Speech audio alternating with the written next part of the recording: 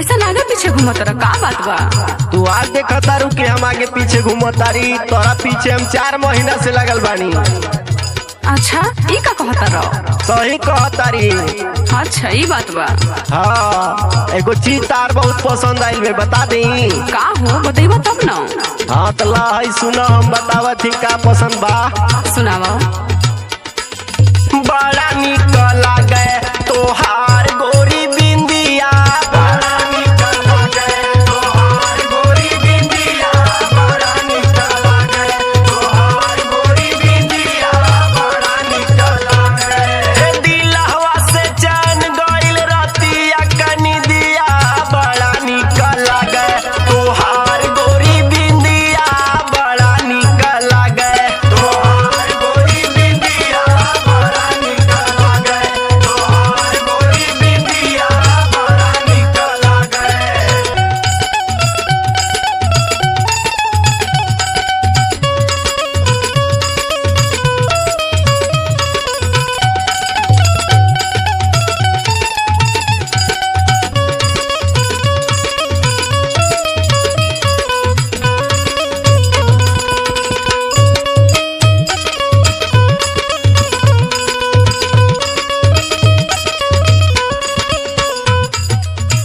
देखो बच के तनी रहो। काहे के? अरे हम ऐसने चीजें बानी हो कि सबे बड़ाई करेला। ठीक बा, हम बड़ाई करतानी, लेकिन हमार बड़ाई कइले के मतलबे कुछ और रहेला। हाँ तो उहे तो कहत नहीं कि बच के रही हो। सुना कितना सुंदर तू लागेलू। सुनावा सुनावा। सुनो सुगनी के ठोर नियन लागे लाली ओठावा, लागे लाली ओठावा हो, लागे लाली ओठावा, लागे लाली ओठावा हो, लागे लाली ओठावा। जब मुस्कालू जान मारेलू तू चोटावा, मारेलू तू चोटावा हो, मारेलू तू चोटावा, मारेलू तू चोटावा हो, मारेलू तू चोटावा।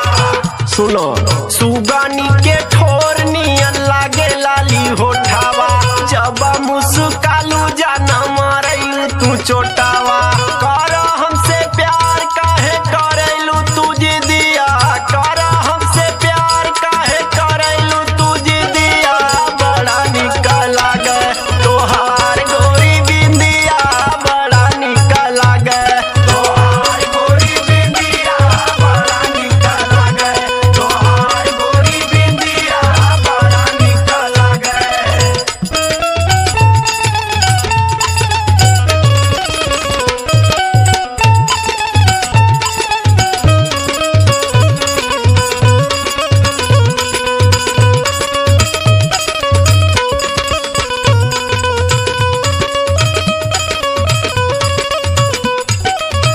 इतना बड़ाई करता रहा हमार, का बात बटे? और केहू ना मिलला का? नहीं हो, तोरा ही पीछे लगल बानी तो काहे के केहू और मिली। अरे बहुत बोला तड़ा। बहुत का बोलतानी, सही सही बोलतानी हो। सब बुझाता हो। हाँ बुझाता तो हइयो बतिया सुन लो। बतावो। सुनीला सुरीला तोहरा यादा पे बघायल, यादा पे बघायल हो, यादा पे बघायल, यादा पे बघायल, यादा पे बघायल। रविंदर दीवाना तोहरा पीछे पगलायल, पीछे पगलायल हो, पीछे पगलायल, पीछे पगलायल, पीछे पगलायल। सुनो तारू